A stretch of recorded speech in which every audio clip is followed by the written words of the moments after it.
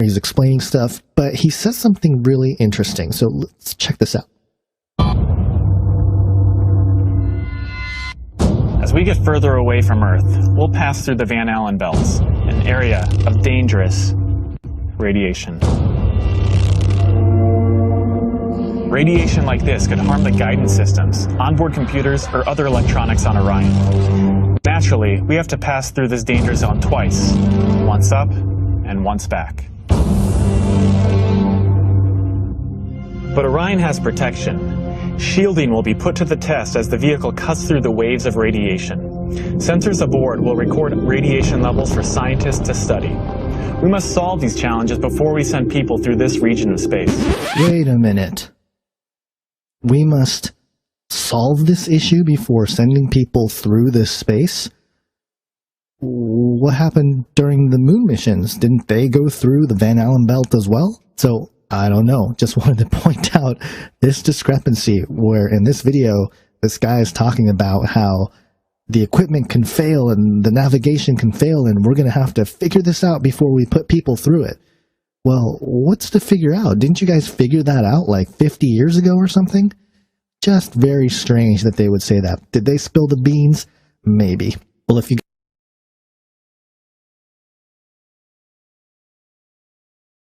two special guests from International Space Station, Terry Wirtz, the current ISS commander, and Samantha Cristoforetti, the first Italian female astronaut in space.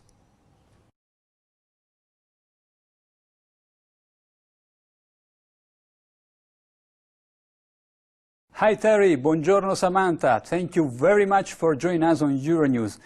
I would like to start by asking how you feel about the other 3 crew members returning to Earth.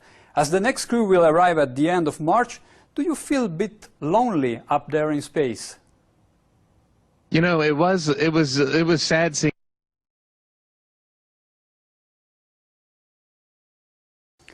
And what comes after the International Space Station once its mission is over? How do we ensure the presence of humans in space? Well, that's a great question. The plan that NASA has is to build a rocket called SLS, which is a heavy lift rocket. It's something that is much bigger than what we have today, and it will be able to launch the Orion capsule with humans on board, as well as landers or other components to destinations beyond Earth orbit. Right now, we only can fly in Earth orbit. That's the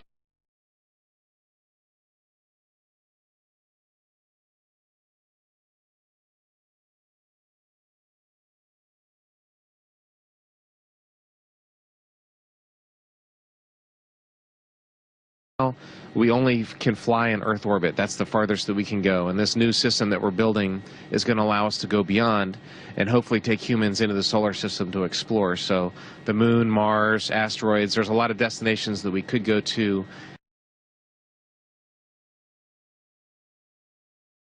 And we're building these building block components in order to allow us to do that eventually.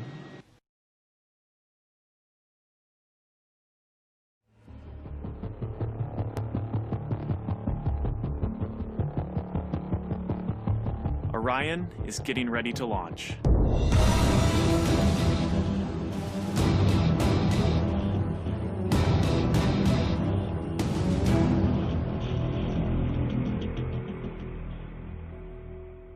My name is Kelly Smith, and I work on navigation and guidance for Orion.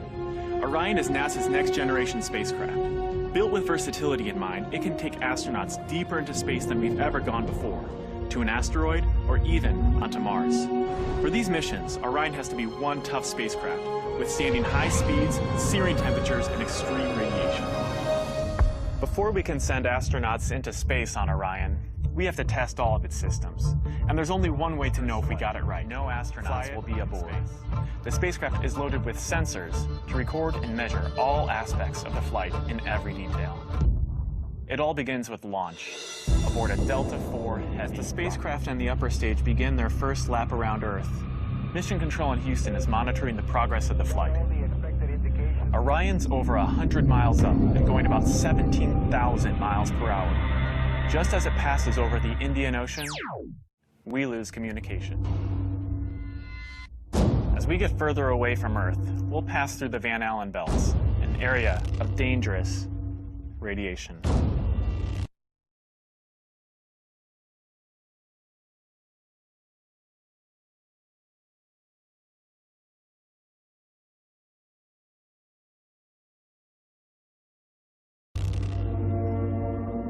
Radiation like this could harm the guidance systems, onboard computers, or other electronics on Orion.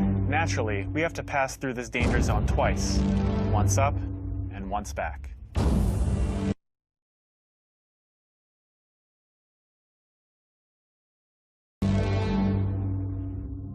But Orion has protection.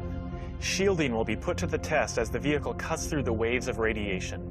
Sensors aboard will record radiation levels for scientists to study. We must solve these challenges before we send people through this region of space.